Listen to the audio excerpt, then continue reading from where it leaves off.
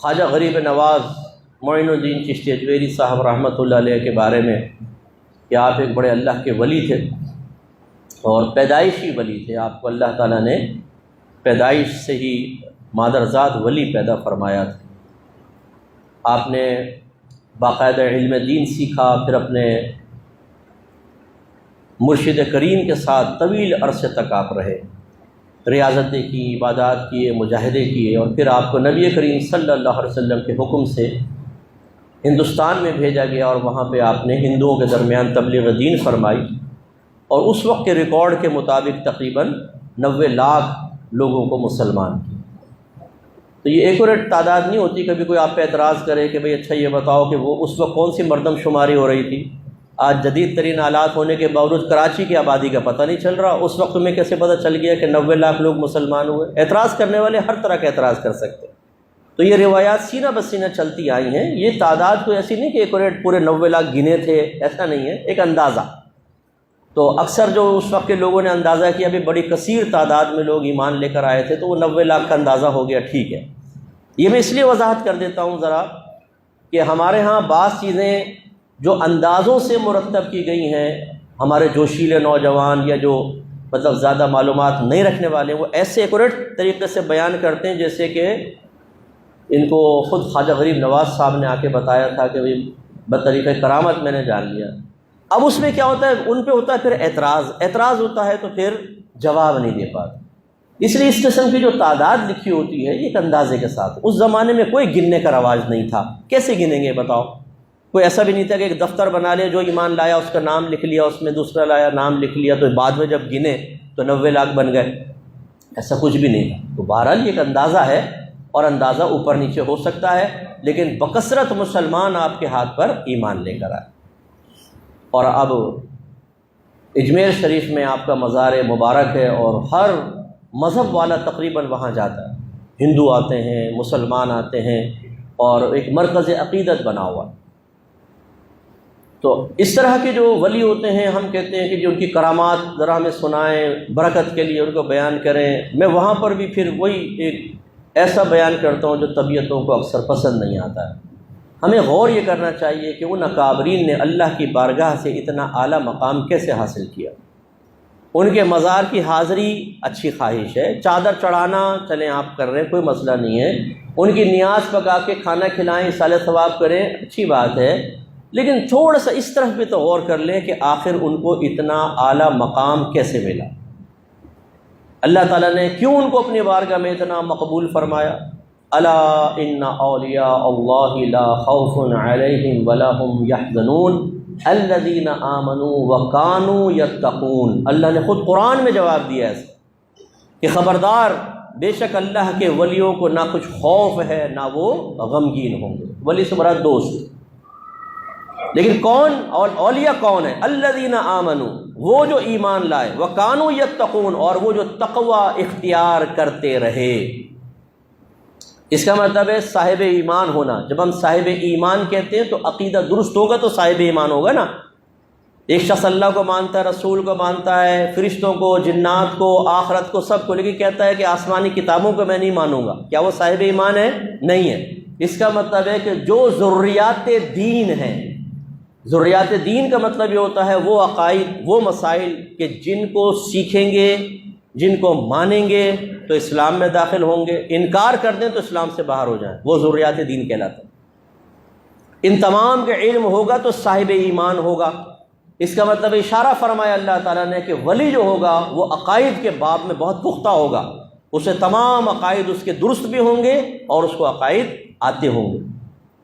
اور دوسرا، وہ تقوی اختیار کرتے رہے۔ تقوی ایک وصف ہوتا ہے، قلبی وصف۔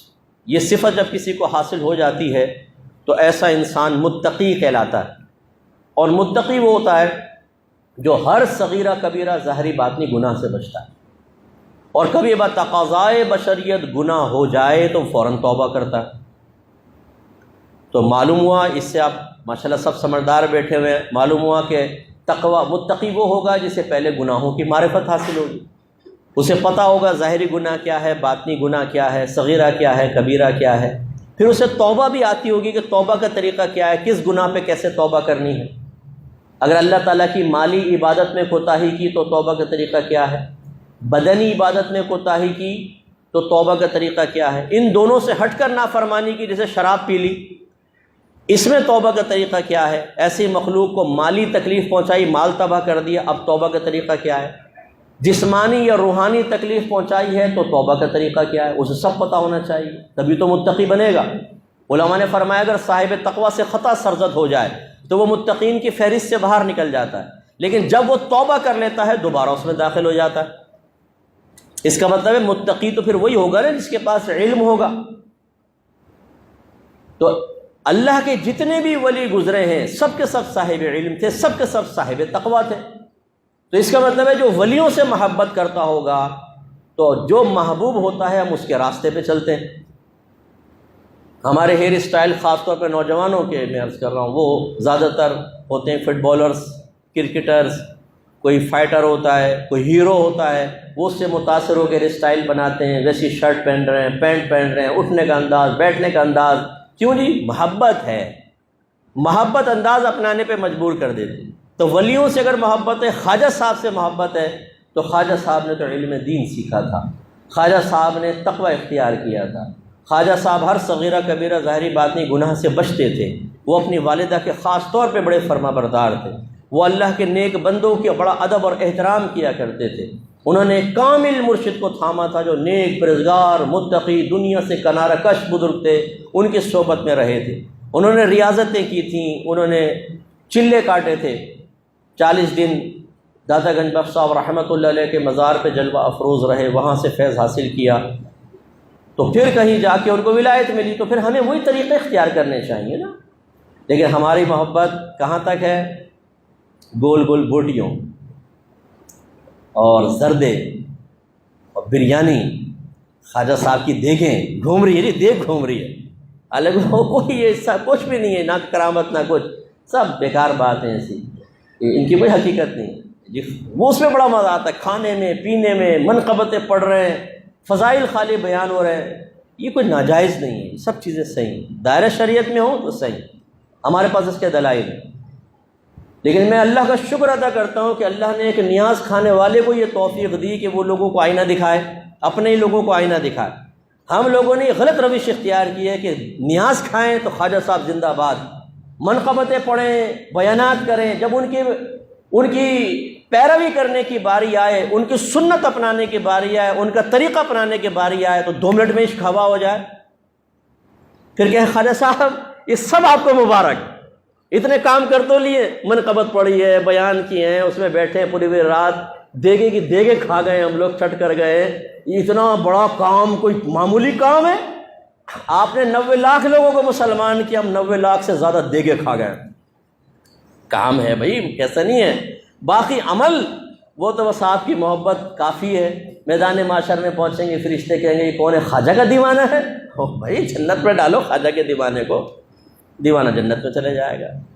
بھائی کو اس پہ شرعی دلیل ہو تو پیش کرو کہ خواجہ صاحب سے محبت کرو، پھر بے نمازی رہو، داڑھی رکھو نہ رکھو، ماں باپ کی آنکھوں میں آنکھیں ڈال کے نافرمانی کرو، ماں بہن کی گالیاں بکتے رہو، لڑکیوں سے دوستی کرتے رہو، حرام کماتے رہو، لیکن صرف یہ کہو میں تو خواجہ کا دیوانہ ہوں۔ وہ قوالی پڑھ دے، میں تو خواجہ کی دیوانی ہو، صاحب وہ دھمال مست ہو گیا بھائی، قوالیاں سنتے سنتے مست ہو جائیں گے آنکھیں بند کر کے، جیسے اب بس یہ تو مستی کے اندر 7ویں آسمان پہ پہنچ گیا ہوں، عرش کا پایا پکڑا ہوا ہے میں نے، فرشتے میرے چاروں طرف قابل رشک نگاہوں سے مجھے دیکھ رہے ہیں۔ قوالی ختم ہوئی، ہوش میں آیا، ایک ماں کی گالی دے دی، ارے بھائی یہ کیا کر رہا ہے بھائی؟ تو ابھی تو بڑا پہنچا ہوتا 7ویں آسمان پہ، بڑا ولی کامل نظر آ رہا تھا، ابھی ماں بہن کی گالیاں بکنے لگا ہے۔ یہ شیطانی دھوکے ہیں اور کیا ہے؟ تو خلاصہ کلام یہ ہے کہ عقیدت بہت اچھی چیز ہے، پیار بہت اچھا ہے، میں نہیں کہتا ہوں یہ بالکل بیکار ہے، نفع دے گا، یہ بھی نفع دے گا، لیکن پیار وہ ہو جو صحابہ کرام کو نبی سے پیار تھا، پیار تھا نہ تھا، عشق تھا نہ تھا، لیکن اس عشق کا انداز کیا تھا؟ کیا انہوں نے اللہ کی نافرمانی کی؟ نہیں۔ کیا اللہ کی رحمت کا ناجائز یقین اپنے دل میں پیدا کر کے نافرمانی کا راستہ طے کیا؟ نہیں۔ انہوں نے اطاعت رسول کی، اللہ کی اطاعت کی، انہوں نے سرکار کی پسند پر اپنی پسند کو قربان کیا، سرکار نے جس چیز کو ناپسند کہہ دیا اس کو انہوں نے ناپسند کیا۔ یہ محبت چاہیے، محبت کا یہ والا انداز چاہیے، یہ انداز نہیں جو ہم نے اپنایا ہوا ہے کہ محبت محبت محبت کے نعرے لگائیں اور تمام کام ہمارے سرکشوں والے ہوں، ایسے غلام جو نافرمان غلام ہیں ان کے والے اعمال ہوں، اور بدلہ ہم وہ متوقع رکھیں، اس کی توقع رکھیں جو صحابہ کرام نے اطاعت کے بعد انعامات حاصل کیے کہ وہ مل جائیں گے۔ تو ایسا نہیں ہونا چاہیے۔ ہاں اللہ کی رحمت بہت بڑی ہے، اللہ چاہے تو کسی کو سبحان اللہ پہ بخش سکتا ہے، لیکن اس قسم کی باتیں کر کے اپنے آپ کو بھی مطمئن کرنا، دوسروں کو مطمئن کرنا اور اللہ کے تمام قوانین کو معمولی سمجھ کر چھوڑ دینا، یہ کبھی اچھی چیز نہیں ہے۔ تو خواجہ صاحب کا یہ مہینہ کہلاتا ہے رجب کا مہینہ، اس میں آپ خواجہ صاحب کے مناقب پڑھیں، ان کے فضائل بیان کریں، نظم میں نثر میں کچھ کھانا وغیرہ بنائیں گھر میں اللہ کے لیے۔ نیاز کا تصور کیا ہے اچھی طرح سمجھیے گا، بعض لوگ پتہ نہیں کیوں اس کو ناجائز سمجھتے ہیں۔ نیاز کا تصور کیا ہے پہلے سمجھ لیں کہ نیاز، نظر، یہ ایک تحفے کا نام ہے۔ جب پہلے بادشاہوں کی خدمت میں کچھ پیش کرتے تھے نا، کہتے تھے حضور ایک نیاز آپ کی خدمت میں پیش ہے، کچھ نظر کرنا ہے، اس تحفے کو کہتے تھے۔ تو جب ہم اللہ کے ولیوں کی بارگاہ میں کچھ تحفہ پیش کرتے ہیں تو اس کو نیاز اور نظر سے تعبیر کر دیتے ہیں۔ بس یہ ایک تو اس کا مفہوم ہے۔ یہ ہے کیا؟ کوئی کھانا وغیرہ جیسے بناتے ہیں وہ صرف اللہ کے لیے بنے گا۔ کھانا کس کے لیے بنے گا؟ اللہ کے لیے۔ ثواب کون دے گا؟ صرف میرا رب دے گا، ولی نہیں دے گا۔ نہ ہم ولی کے لیے کھانا بناتے ہیں، نہ ولی ثواب دے گا، ثواب صرف میرا رب دینے والا ہے، وہی دے گا، وہی قبول کرتا ہے، وہی رد کرتا ہے، میرا رب کی مرضی۔ ہاں ہمیں یقین ہوتا ہے، حسن ظن ہوتا ہے کہ اللہ تبارک و تعالی ہمیں جو اس کے بدلے میں ثواب دے گا وہ ہم پھر بزرگ کو ایصال کر دیتے ہیں، بھیج دیتے ہیں۔ وہ بھی صحیح حدیثوں سے ثابت نہ ہوتا تو ہم اپنے پاس سے تو نہیں کر سکتے تھے دینی معاملات۔ نبی کریم نے صحابہ کرام کو اجازت دی ہے کہ اپنے والدین کے لیے آپ ثواب جاریہ کریں، ان کو ثواب ایصال کریں، کثیر حدیثیں موجود ہیں۔ تو یہ تصور آیا کہ جی کھانا بنائیں اللہ کے لیے، اللہ ہی ثواب دے گا، حسن ظن ہے کہ ثواب ملا ہوگا، وہ ثواب فلاں بزرگ کو پیش کر دیا۔ اب چونکہ ثواب ایک تحفے کے طور پہ پیش کر رہے ہیں تو اس کو پھر ہم نیاز سے تعبیر کر دیں۔